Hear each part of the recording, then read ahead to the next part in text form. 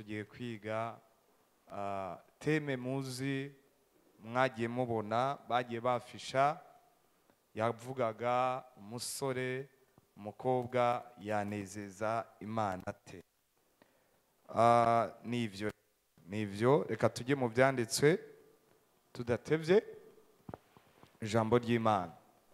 Daniel igice cya mbere murongo wa mbere havuga ngo mu mwaka ugira gatatu Yehoyakimu umwami w'Abayuda ari ku ngoma Nebukadineza umwami w'i Babuloni yaje gutera Yerusalemu arahakikiza. Umwami Imana agabura Yehoyakimu umwami w'Abayuda mu maboko yiwe bo n'ibintu by'imbombovu bimwe byo mu ngoro y'Imana abijyana mu gihugu cy'Ishinari mu nzu y'Imana yiwe, ashyira ibyo bintu mu nzu y'ububiko bw'iyo mana. Nuko umwami abarira Ashipenazi umukuru w'inkone ziwe kuzana bamwe bo mu Bisirayeli bo mu nda y'ingoma n'abo mu bapfasoni. Imana ishimwe ko batazanye abahungu gusa, bazanye n'abakobwa bo mu bapfasoni b'imisore batagira agasembwa. Iri jambo narikunze cyane, ariko b'indanga, bari uburyo bwo mu bwenge bwose, b'abahanga mu byo kumenya, b'insorongozi mu by'ubwenge, kandi babereye gukora ibwami kugira ngo abigishe inyandiko y'Abakarudaya n'ururimi rwabo. Nuko umwami angera ingaburo bahabwa iminsi yose ivuye ku vy'umwami, afungura no ku giturire yuhira, kandi bagaburirwa imyaka 3 ngo niyashira babone gukorera umwami. Next.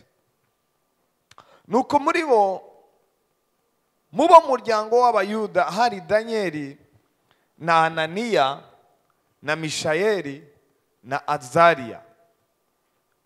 Nuko umukuru w'inkone abita yandi mazina, Danieli amwita Berutesheza, Hananiya amwita Shadraki, Mishayeli amwita Meshaki, Azariya amwita Ebedunego. Maze Danieli agira imigabo mu mutima kutazokwihumanisha ibyo kurya by'umwami cyangwa igiturire yuhira. Nicyo cyatumye ingingo umukuru w'inkone kugira ngo niyihumanye. Nuko Imana ituma Danieli akundwa n'umukuru w'inkone amutera imbabazi. Amen. Umusiguzi 11:9 gushika ku 10 nibo hari. Ewe musore, kora iki? Nezererwa ubusore bwawe, kandi umutima wawe ukunezereze mu minsi y'ubusore bwawe, kandi ugendere mu nzira z'umutima wawe no mu kuraba kw'amaso yawe. Ariko wamubizi yuko Imana izogushyira mu rubanza rw'ivyo byose. Imana idufashe, Imana itubabarire, Imana iturinde mu izina rya Yesu. Mana dusengeye ijambo ryawe, kuko ijambo ryawe ari inkota, ari umucyo umurikira inzira zacu. Reka umurikire abakunzi bawe mu izina rya Yesu Kristo. Amen, amen, amen. Ndagira ngo tuganire aya majambo yanditse muri Daniel igice cya mbere. Icyo turiko turigaho kiravuga ngo umusore umukobwa yanezeza Imana ati. Twibaza ikibazo kimeze gutya, mbega birashoboka? Kanongere mbabaza ikibazo, mbega birashoboka ko umusore w'igeneration 2021 anezeza Imana ari ku ishuri lycée Dirac? Birashoboka ko umusore anezeza Imana? Ubwo nimvuga umusore n'umukobwa yiyumvamo ko anezeza Imana ari kuri Lumiere. Birashoboka.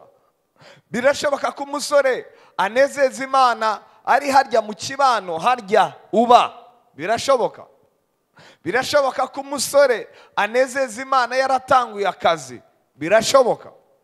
Birashoboka ko umusore anezeza Imana adandaza kuri village, kuri reparation. Birashoboka. Birashoboka ko umusore anezeza Imana aha mu ishengero Evangelical Restoration Church Kanyosha. Birashoboka.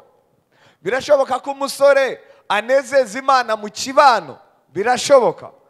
Donc icyo ni ikibazo mbere yuko twinjira mu nyigisho nyirizina wakibaza, birashoboka?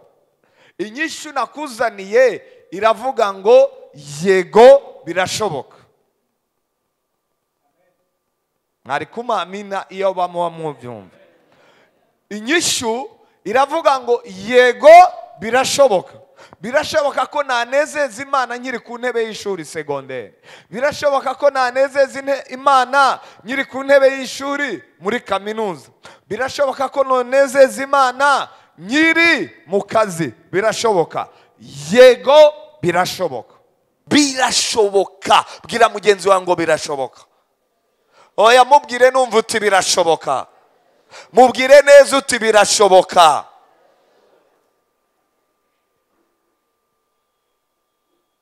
Bibiliya yatubwiye Daniel. Murabona hari igihe dusoma ibintu, buri iyo usomye ibintu nubikwege ngo ubyizane ko hari igihe udatahura ikintu na kimwe. Reka mbafashe gukweka Daniel. Daniel na bagenzi be, Bibiliya ivuga ngo umwami Nebukadineza yateye Yerusalemu. Ahateye kuko bari bamaze iminsi bariko baratwara ibintu byo mu nzu y'Imana z'i Yerusalemu. Bagenda bagafata ibintu bagatwara. Bagenda bakavuga bati ibyo byose hari ibintu by'agaciro. Igihe cy'Abasalomo bari barakizeyo bagatwara ibintu by'izahabu, ibintu by'ifeza, baragenda bakajya mu nzu y'Imana bagakurayo. Banyaga Abisirayeli, banyaga mubo banyaze, banyagamo abahungu beza. Ariko Bibiliya yatubwiye abahungu n'abakobwa ngo bari baciye ubwenge. Atuka nubona Daniel ubwo Nebukadineza yavugaga ngo mundobanurira abahungu baciye ubwenge, smart, babahanga, apana baswa, apana wa muntu ubwira ngo cosinis kare plus sinis kare égale combien. Ntamenye ibyo akubwira. Cosinis kare plus sinis kare égale 1. Mume amini hangije. Apana babantu ubwira ngo ngurumva ngo bimeze gutari ngo ngiye ngo byaranshanze bana. Ngiyo mbonye senkani purusa ngo nshima Yesu. Oya abahungu ngo they are so smart. Barabahanga babanyabwenge. Mu ishuri barabikubitaga hafi profe kumufuka. No na 9.9. Profe agavuga ariko naya nukugira ngo tutuzuze ijana ngo abantu bavuge ngo twarakabije. Ariko ngo Daniel na bagenzi be ngo barabahanga, barabantu b'inshabwenge. That's number 1. Number 2 ngo bari bafise uburanga. Reka mbabwire mujye mutinya ahantu Bibiliya ivuga ngo this man, this young woman,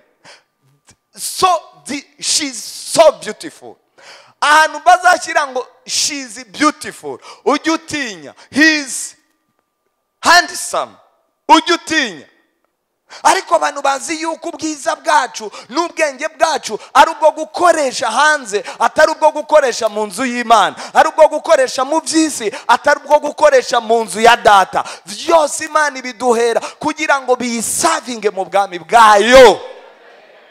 Niyo mpamvu Daniel ubwiza bwe n'abagenzi be Satani avuga ati mutuachie tuprofite zile bote za Daniel na Meshaki na Abednego tuziprofite. So alakini banataka kuprofita kubatipe ba Mungu, kubatipe ba Jésus. Abana bimenye, abana bitahuye. Mwama ya amen. Abana bazi ko bazobaho banezereza atari umwana w'umuntu, ahubwo bazoba banezereza uwabaremye, bazoba banezereza Imana yabo. Mwama ya amina. Aba bahungu ndabakunda. Niba hari abantu nkunda Daniel, niba hari abantu nkunda Yosefu, kubera ko nabasore kandi banganaga bari munsi, banganaga nanjye icyo gihe nkizwa imyaka 17 n'umunani. Ariko abasore bari baritahuye, babajyana i Babuloni, apana ahasanzwe. Oya, babajyana muri pare. bafati mwemwe mwende mupare, baba patia kila kitu, nyama, mayoneze, frite, byote mukure. Uretse ko nubundi Daniel yavaga muri famille royale, ujya kumukangisha se inyama ntiyaziriye, ujya kumukangisha se mayoneze ntiyarasanzwe ayirya. Abana baravuga ati mupare. Ile pare banasenga bigirwa mana. Ile pare nta bindi byiberayo, nukumfukamira bare, nuko bama muri ibyo ngibyo. Imana zabo nitwemeranya navyo. Ikindi tuzi kwibera muri irya pare byose ni ibintu babanje gushika imihamuro, babanje guterekera no kuraguza no kubandwa bakabivugira ko amajambo. Turazi neza ibibera muri irya nzu. Barangije babwira inkone bati umva twebwe nukuri. Umva rero ikintu cyambere ukwiye gufata, ntushobora kunezereza Imana udashaka kwitandukanya n'ikintu uba ushaka kunezereza yanka. Ntibibaho. Ntabwo wavuga ngo nshaka kunezereza Imana wowe ubwawe nta renonsema ku kintu uwo unezereza uzi kwa cyanka, nawe ukabandanya wifatanya nabyo. Niba ushaka kunezeza Imana, nukubanza kureka ibibabaza uryo ushaka kunezereza. Nicyo cyabaye kuri Daniel, kuko yaravuze ngo no, twebwe turazi neza ibibera muri irya nzu sibyo. Babanza kuzana ibintu bageze imihamuro n'ibisa nabyo, ahubwo twebwe mutuzanire utuboga, mutuzanire inyabutongo, mutuzanire indyaza. Reka mbabwire, wowe bagukigejeje kwa perezida bakakwishyira mu bahungu beza ngo bazajya bahagarara imbere y'umwami, ndakurahiye muri iyi generation baravuga ati genda muri presidence ubanze ukoreyo, maze ibyo dukora nawe aba ari byo ukora. Niyo baba bakora ibitari byo ujya kwifatanya nabyo, ntago ushobora kuba contradwiza. Kubera iki? Kubera yuko dufise abasore bake n'abakobwa bake bameze nka ba Daniel mu gihe cyabo. Rero naje kongera kubabwira ngo muri yarasi Kanyosha hongere haguruke ba Daniel benshi, hongere haguruke ba Daniela benshi. Haguruka mumeamini hagije. Abahungu ibwami barabaterekayo, bararara ibintu bihabera, bavuga ati ibingibi tuzi ko bitanezeza Imana yacu. Rero namwe muri ko muraduha, murashaka kudushyira mu bintu tuzi neza ko bitanezeza Imana yacu. Rero ibyo ntabyo twobakorera. Barangije baravuga bati no twe mutuzanira imboga z'inyabutongo, izo tuzirye neza n'amahoro menshi. Barangije inkone yari bajejwe iravuga ati ntacyo, muri siri kumwama atazo nkorera ikibi, kubera azosanga mwonse, kubera azosanga muri ko muronda mumerewe nabi akaba yampana. Baramubwira ati ntugire ikibazo. Atangura kubazanira imboga z'inyabutongo. Uko barya ku munsi akaba ariko bagira fresher. Uko barya ku munsi ubwiza bukikuba kabiri, uko barya ku munsi ubwiza bukikuba gatatu. Kubera uwo bashaka kunezereza ari nawe nubundi yabahaye ubwiza, yagombaga kubandanya abaha ubwiza. None se ni mubizi byabaye kuri Esteri? Byagenze gute Esteri? Byagenze gute igihe aseruka imbere ya Ahasuwerusi? Byagenze gute? Kubera ko nawe yavuze ati mundeke. Agenda ahantu akubita amavi hasi, abwira Imana, arisondesha, bati nzotunguka imbere y'umwami. Umwami akimubona yari yarakiriye abakobwa benshi, akimubona abona ubwiza. Buriya hari faveri duhabwa n'Imana tutajya duhabwa n'abantu. Hari faveri iva mu mavivi, hari faveri iva mu kurondera Imana. Buriya umuntu asenga hari gikundira Imana igemoha. Kandi abantu begera Imana cyane, Imana ijya ibaha favor, Imana ijya ibaha igikundiro, Imana ijya ibaha gukundwa. Abantu bagira umwanya imbere y'Imana, mwama yamini hagije. So rero mu gihe dushaka kunezereza Imana tugomba guheba ibintu byose tuzi bitanezereza uwo dushaka kunezereza. Mbibabwire neza, igihe ushaka kunezereza Imana heba ikintu cyose uzi kitanezereza uwo ushaka kunezereza. Amen. Umugabo umwe ngo yarabyutse umunsi umwe akoze mariage n'umukobwa, arangira amuga tumva mugore wanjye reka nkubwire mugore ibintu ukuntu bipanze nuko nguko. Muhiri wanjye nimbe bitahayo igomba kuba nibura 19 yatashe. N'inkoko ihinjira igomba kuba nibura 19 yakoze iki yatashe. Turabyumvikana sheri? Sheri ati kabisa tubyumvikana. Ndabyemeye. Hama umunsi umwe aragenda bari babiziranye uko abantu bose bataga muri iyo famiye bari bazi neza ko gutaha n'iryari 19 urengeje na 1 minute wagumaga inyuma y'urugi. Nayo ma principe umugabo yari yahaye. Umunsi umwe rero umugore waragenda hagiye ariko arataha acahura na ambutiyaje. Ya ambutiyaje uhagararamo ukamara ubwo ni 18 yahagurutse avuga ati ibyo byose 19 ndaza kuba nashitse. Acahura na ambutiyaje ya vrai. Ahura na ambutiyaje abura uko abigenza, ahamagara sheri we, yumva sheri ntari ko aritaba, niko araba ku masaha 18:20 ziragera akiri muri ambutiyaje, 18:30 ziragera akiri muri ambutiyaje, 18:45 ziragera akiri muri ambutiyaje. Haravuga ati kambayeho sheri namubuze, ahamagara umuntu wari ingaho hafi ati wagiye ukambwira papa naka yuko nabuze uburyo nshika ko ndi muri ambutiyaje. Harabye kanaka uwo muntu bari baturanye hajya kuraba umugabo aramubura biramucanga. Namwe ati Yesu niko ndamubona hafi ati bambwiye bigeze 18:50 acava mu muduga arirukanka akubita ikiryango atega moto baga motari kata motari ati 19 zigera dushitse kuri urupangu keji nimero kangahe.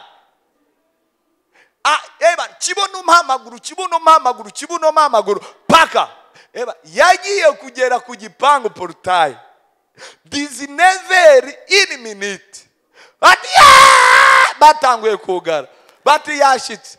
Umugabo ati narindi ko ndibaza yo wagiye imodoka iri he? Ati none sheri we ni wavuze yuko 19 tugomba kuba twashitse. None narindi ko nafatanywe na ambutiyaje naguronde nakubuze ibyo twasezeranye nanje kwica isezerano nyisize mwibarabara.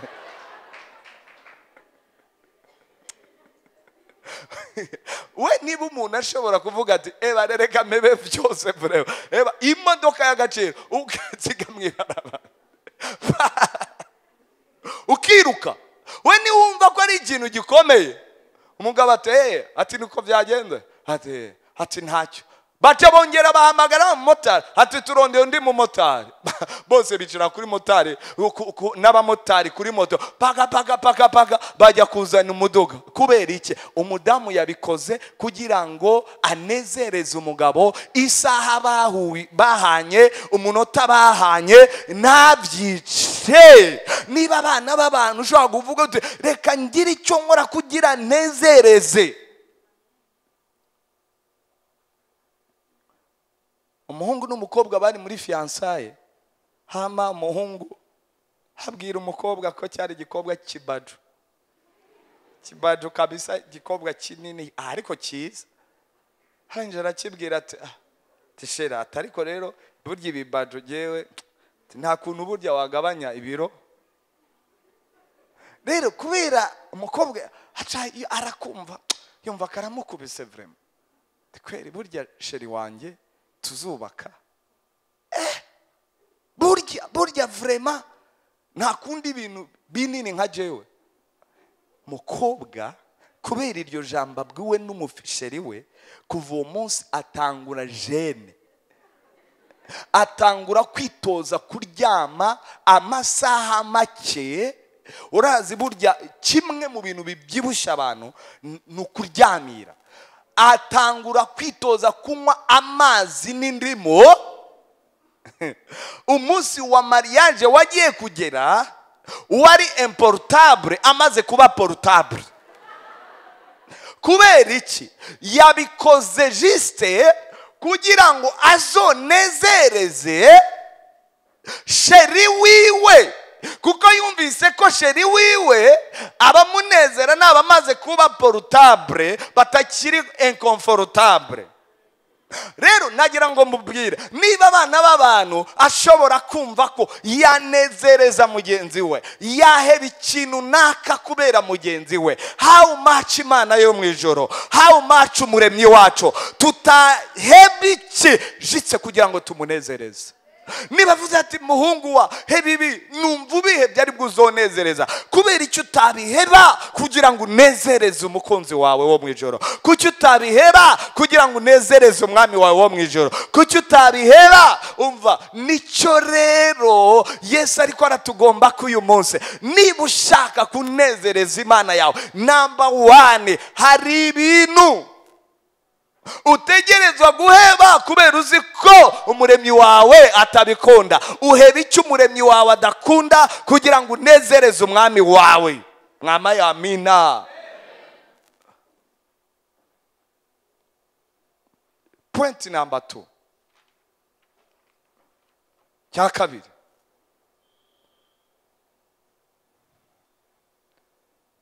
ntabwo ushobora kunezereza Imana, abe n'abari Imana no gusa cyangwa n'umusheri wawe, utabanje kumuha umwanya. Buriya sheri nguyu hano biragoye, tuvuge amaze nk'indwi atambona, akongera akikubita iyindi atambona, kandi ntafise n'impamvu atari ko arambona. Aho ikintu cya mbere gica kizamo kunezereza umutima we biba biheza. Kubera iki? Unezereza uha umwanya, unezereza ushaka umunezero wawe, kubera avuga ati uyu muntu kameme ajya agira umwanya wo kuma, tujya tuyaga nkumva umutima we, tujya tuyaga nkumva ibimubabaza, nkumva ibimunezereza, tujya tuyaga nkumva ibyo yishimira n'ibyo yanka. Niyo mpamvu buriya mbere yuko twonezereza Imana yacu, Imana hari ikindi kintu dukeneyeho kugira ngo tuyinezereze. Ikeneye umwanya wacu, ikeneye ibihe byawe n'Imana. Kubera yuko ntago bikunda kunezereza umuntu udaha umwanya, kiragoye. Ntushobora kunezereza umuntu a distance, biragoye. Umuntu uzonezereza n'uzoha umwanya wawe. Umwanya. Imana rero cyangwa se uzotebana nawe, kuko iyo watebanye n'umuntu ugera ukavuga yanka ibi, akunda ibingibi, akunda ibingibi, yanka ibingibi, hama icyo kigatuma uvuga uti maze kumenya ibyo yanka reka mbihebe, maze kumenya ibyo akunda reka mbikore. Kubera iki? Imana ikeneye umwanya wawe, ikeneye umwanya wacu. Rekana nababwire cya kintu njya nkunda kuvuga, buriya the more uha umwanya Imana, ni nako ugenda wumva umutima wayo. Demo usoma ijambo ry'Imana, ugenda wumva umutima wayo, ugenda wumva ibyo ikunda, ugenda wumva ibyo yanka. Rero uko wegera Imana umenya umutima wayo, muri kwa kumenya umutima w'Imana, ikintu kuramo ni iki ngiki, nuko igihe cyose twegera Imana, uwo mutebanye mugeraho mugasa. Iyo utebanye n'Imana usa nayo. Iyo utebanye na tuwarete unuka tuwarete. Iyo utebanye mu gikoni uzonuka igikoni. Iyo utebye mu bagenzi babi uzonuka abagenzi babi. Iyo utebye ahantu hari imicafu uzonuka imicafu. Mbwira aho uteba ndakubwira uko usa, mbwira aho uteba ndakubwira uko unuka. So iyo twatebanye n'umwami tugira impumeko ye, twiyumvira bye, ariko aho duteba dusa naho. So Imana rero iraduhamagarira iki uyu mugoroba?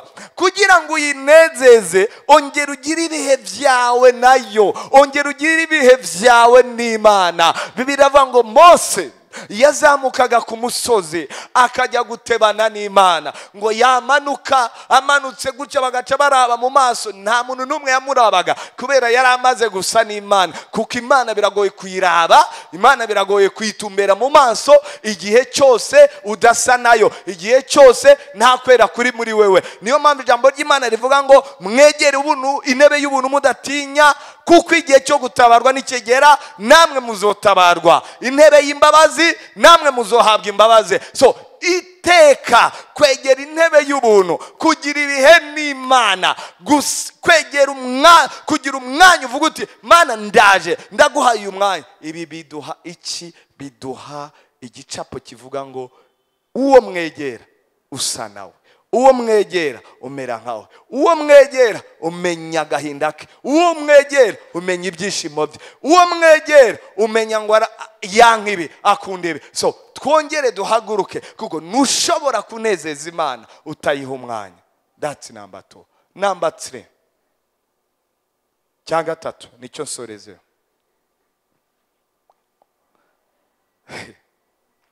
Iki kintu isi irakibuze. Iki kintu ngiye kubabwira isi nta kifise, abakizwa benshi ntacyo bafise. Ntabwo wanezereza Imana udafise some principle, amahame. Amen. Ndasoreza. Buriya amahame ni ikintu gikomeye. Amahame nibyo biguhesha agaciro. Amen. Umukobwa adafise amahame ntago ashobora kubaka akiri vierge. Umuhungu adafise amahame ntashobora kubaka akiri imanzi. Kubera iki? Iyo nta hame ufise mu buzima, ubaho ubuzima butari ubwawe. Iyo nta hame ufise mu buzima, ubaho nk'abandi bose. Ariko iyo uri umuntu w'amahame, amahame azogutandukanya n'abandi. Ndabibasubiriramo, ihame ryose uzagira mu buzima bwawe rigushyira hejuru y'abandi. Kubera yuko uyu munsi dufise abantu babayeho nta hame na rimwe ribagize. Kandi ubukristo ni amahame. Amen. Murabona icyatumye Danieli avuga ngo jewe ngo nuko agambira mu mutima wiwe kutazokwiyandurisha ibyo kurya bya hehe by'ibwami. Ayo ni amahame yari muri Danieli. Yavuze tuko biri kose, muryama, muvyuka, muhengama, mujya hejuru, jewe ihame ryanjye niri. Ntacya buri icyabeshejeho Yosefu kwa muka Potifari ni amahame. Igihe muka Potifari yazaga aramwate, nakubonye uri umuhungu umugurano kandi umuhungu w'ibogare, mbe wareka nkagukuraho akana nkazavuga ko kavuye ku mugabo wanjye. Yosefu aramura, jewe wihenze. Amahame y'iwacu avuga twebwe ntidusambana, ntitwiba, ntitubeshya, ntiturya ibiturire. Ayo niyo mahame. Rero wanyihenzeho. Umwamikazi akimuraba muka Potifari yarumiwe kubera yuko bwari ubwa mbere abonye umuhungu mwiza ari ibwami, ahawe opportunity yo kubyarana n'umwamikazi kameme ukomeye. Nawe uzabyara akana ujye uvuga ngo nta kanaka. Rero amahame niyakubesha ahakomeye, amahame niyakubesha horoshe. Amahame niyagukura ahakomeye, amahame niyakudugana akakwicaranyika n'abakomeye. Amen yagiye. So umuntu wese atagira amahame abaho nta valeri. Umukobwa atagira amahame apfa kurongorwa n'ibigabo abonye. Havati jewe abasore nubundi abakizwa mbona wapi bose barakene ntacyo bavuga, nta duhera batanga. None rero byabakizwa mbivuyemo, reka ngiye kwishakira umupagani. uwo ni umuntu abayeho ntahame. Ariko jyewe ndavuga ni jyewe kubera ko nakijijwe ngomba kurongora umukobwa akijijwe, kubera ko ndi umuhungu akijijwe, kubera ko ndi umukobwa akijijwe ngomba kurongorwa n'umuhungu akijijwe. Ayo ni amahame ntakuka. Naboneka azondongora, nataboneka ntazondongora. Amahame ntabwo wabaho udafise ihame na rimwe. Bibaho ko wabaho nta hame mu buzima. Ngewe urumva nyene ndakijijwe, bakubaza ngo mbega washingiye intangakiza kawe, ugasanga nta hame na rimwe rigenga ubukizwa bwawe. So ukabaho gutyo. Buriya abantu banesheje isi ni abantu bari bafise amahame, kandi amahame habo ntago yigeze ahindurwa na circumstance babaga banyuramo. Umva, umunsi umwe reka nanakibabwire nsoreza kuri icyo. Bibiliya ivuga ngo Daniel urumva Daniel kubera amahame niyo yamubesheje Babuloni. Ubusanzwe yaza kutagira ihame na rimwe yari kuba yarapfuye kera. Kandi iyo ubaye mu mahame Imana yamanuka igakorana nawe. Mume amini hageje. Bibiliya ivuga ngo umunsi umwe Berushaza ngo yicaye gutya, yatumyeho abantu, yakoreje fete muhiriwe, abantu baje kunywa no kurya. Ebana ngo hama bamwe muri bo batangura kunywesha ibikombe byakoraga mu nzu y'Imana i Yerusalemu. Urumva bari barabikuye mu nzu y'Imana i Yerusalemu babijyana ibwami kwa Berushaza. Hama yicaye gutya, bose bariko barinezereza, bose umwe akikiye umukobwa aha, undi akikiye umugore aha, donc nyine bibere bariko barinywera bakubita ibitwenye. Bagiye kubona bibahinduranya isura. Umwami yicaye gutya mu ntebe y'ibwami, agiye kubona acabona ikiganza ngo cap menemen, cap ufratsine. Ikiganza ni gifisi iyo kiriko kira tobokera. Aravuga ati directement ubonye ibintu nk'ivyo ucugwa hasi. Berushaza biba baramucanze.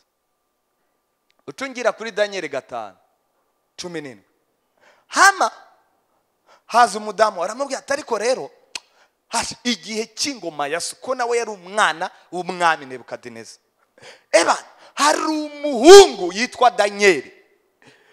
Murazi ko umwami so yigeze kurota inzozi, ararota Nebukadineza ngo arota inzozi ngo abura, arayoberwa ibyo yarose, ngo arangije kubura ibyo yarose arayoberwa kabisa, abura n'insiguro zabo. Hanyuma hari umuhungu bazanye ngo mu bahungu b'abagurano yitwa Daniel.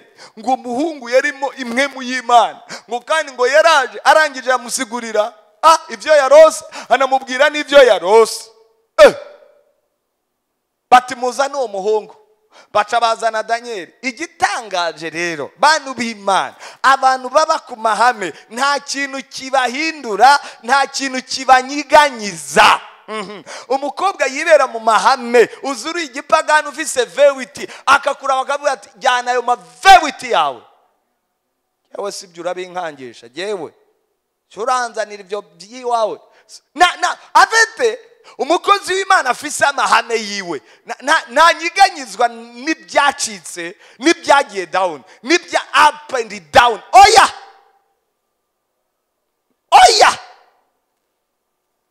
Daniel yari umugabo w'amahame kandi atoroshe. Bati rero bazane Daniel baca baramuzana, bamushize ibwami. Bati umwami aramubwira ati ariko rero bambwiye yuko ku ngoma ya data ebana ngo niwe wamusiguriye inzozi yari yarose, bambwiye ko ngurimo impwemu z'Imana. Ati nukuri ndagira ngo unyemerere nusigurira birya bintu ikiganza cyanditse, ndagusabye uretse nyuma yanjye nta wundi muntu azokomera kurusha wewe. Baguhe ibikomerezwa byose, baguhe n'ugukomera. Daniel ikintu yishyuye umwami yaramubwira ati impano zawe urakazi gumanira. Umva rero Daniel yishyura umwami ati ingabire zawe ntuzigumirize kandi impera zawe uziho uwundi, ariko ndasomera umwami iyo nyandiko ndamumenyeshe uko isobanurwa. Next. zirikana mugenzi, Imana isumba byose yahaye so Nebukadineza ubwami, ubukuru n'ubwiza n'igitinyiro. Nubandanya acabandanya asigurira umwami ati burya rurya rutoki rwanditse mene mene, bisigura ngo Imana irakurabye igushyira ku munzani, ibona kudakwije ibiro. Ibyo utari umuntu w'amahame wabibwira umwami? Wajya kwa perezida ukamwata Imana yambwiye bakwirukane mu gihugu, bakwishe. Tuvuga ati aha, Imana yaravuze ngo tuba abanyabwenge da. Imana yavuze ko dukwiye kuba iki? Abanyabwenge. Ubwo rero umva, arasimbera umwami aramubwira ati umva, Imana irakurabye igushyira ku munzani. Ibi ntago bikora umuntu atari n'amahame y'Imana. Amahame azotuma ugera ku cy'Imana yavuze ku buzima bwawe. Amahame azogukomeza, amahame azokurinda, amahame azotuma unezereza Imana. Iyo ubayeho nta hame na rimwe ufise mu buzima, ni ba bandi bakuru ugasanga ubuzima bwabo ntacyo bigeze bavamo. Araho arabyuka juste gusa, nta hame na rimwe rimugenga. Aragiye juste, araryamye juste, ubayeho nta hame na rimwe rigize ubuzima bwawe. Bakundwa b'Imana, nituba abakobwa n'abahungu bafise amahame, iyi si buza abantu b'amahame. Iyi si mubona n'abayihinduwe babaye abagabo b'amahame, ba Martin Luther King bari abantu b'amahame. Amahame uko bumvaga ibintu, uko babonaga ibintu byabaga ari uko nyene. Amahame y'Imana, ba Mandela bo mubona babaga abagabo b'amahame. Bafati yewe veneva muri prison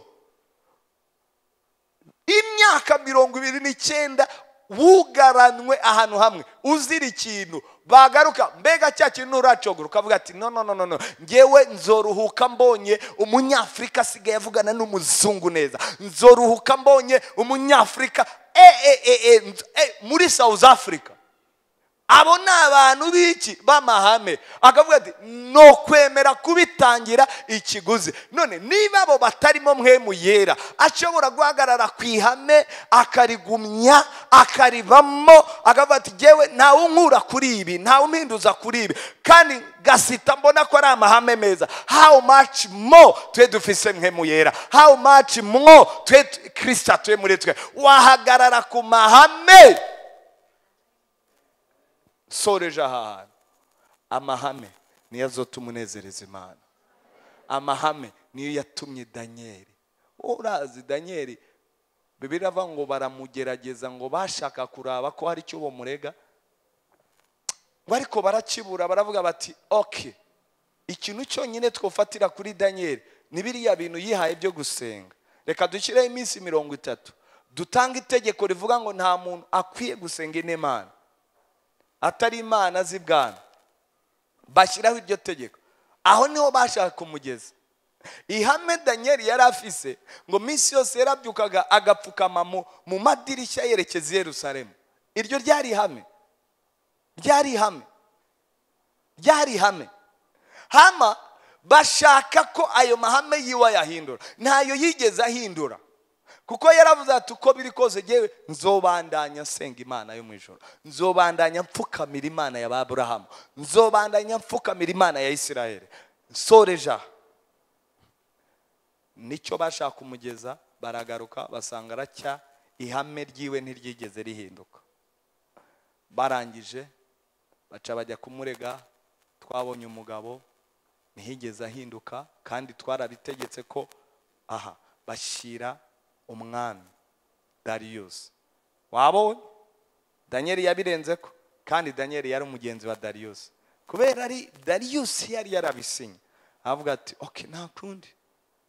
So ihame rizokujyana no mu rwobo rw'intare, ariko ntuzotinye, Imana yawe irurimo izorugukirizamo. Mwama yamini hagije.